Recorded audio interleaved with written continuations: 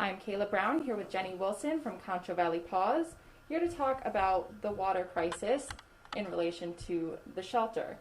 So how is the shelter working with the water crisis and taking care of the animals? Well, I know here at Concho Valley Paws we have brought in bottled water, and so we've got enough to get us through a couple of days taking care of the animals that reside here. As far as what's taking place over at the city shelter, the city management has brought in waters in the tank trucks, and so they're going to do that for the next couple of days until we know more about the situation. So it's kind of a touch and go area, but as of right now, the animals are taken care of and everyone is doing well. And because it's so unknown, we don't know the cause or how long it's going to last, what does this mean for the animals? We're just going to be very vigilant and keeping an eye on them. The main concern that I think that the city is going to have on their part is going to be how to clean the kennels, because with having over 200 animals on site, that creates quite a bit of need for water, and they use quite a bit of water in that cleaning process. Here we don't have as many animals that we're caring for, so we don't have that burden, but that would be my main concern right now. In addition to the 2,000 animals you have, you mentioned that there is a plan in place for the next few days if it continues. What's that plan, and what will happen if it continues longer than the few days? Well, I think that that's something that we're going to have to really look at as a community, and we're here to support the city in whatever they need. One of the things that is always possible is us to increase the number of foster homes we have, to get animals out of the shelter and into foster home to reduce the stress on the shelter. So, because like I said, the cleaning aspect is going to be the most challenging for the shelter. As far as having the animals with clean water to consume, that's not a problem. We have enough on hand for that. So it's not really the issue about drinking water, it's more bathing, Yes. cleaning, things like that. What would you advise the fosters to do if they don't have the proper supply of water? Well, if we come to a point where we're looking for emergency foster care, we will make sure that we're in a situation to provide them with whatever water they will need. We may not have enough to provide for bathing, but we'll definitely have enough to provide for the animals' intake. And there's supposed to be an event going on today, the spay and neutering.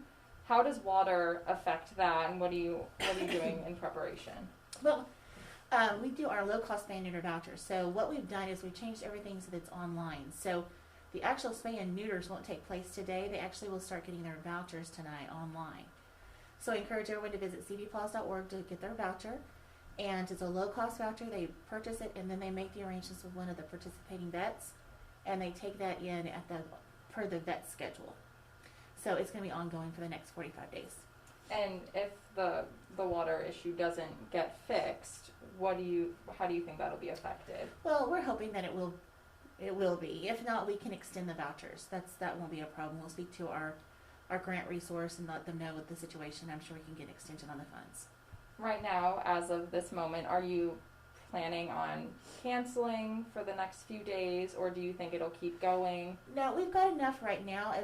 We've got enough right now to get through the week as far as having distilled water on hand, so that we can continue with our spay neuters that we do for our adopted pets. And I feel confident that the clinics are probably in that same situation. I've not visited with them directly yet, but it's just if this is to go on for longer than week's end, that's when I think I would get concerned. But we're hoping that they'll have answers for us today. Have you been getting a lot of calls asking about it and what's going to happen? The main thing that we've heard from this morning is people worried about their animal having consumed the water yesterday. And we just don't have a lot of answers yet. We haven't heard or had any cases confirmed that we know of where animals have been ill, and we've not seen that here. So hopefully people were notified in time, and hopefully this won't be as scary of an issue as it is right now. Hopefully maybe some test results will come back better than they're anticipating. For everybody tuning in right now, I'm Kayla Brown here with Jenny Wilson from Concho Valley Paws, talking about the water crisis and how it's affecting the shelter. Is there any more you can tell me about what you know and what you're telling the people who are calling in?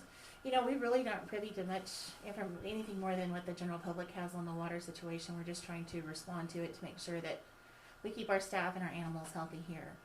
And so we're just following all the guidelines that the city puts out. And if somebody were to call in, are you telling them get as much bottled water as possible and use that for your pets? Well, and we don't want to create panic either. But yeah, we tell people that when you're planning for yourself, make sure you include your pet in that as well to have bottled water available. All right. This is Jenny Wilson with Concho Valley Paws. I'm Kayla Brown.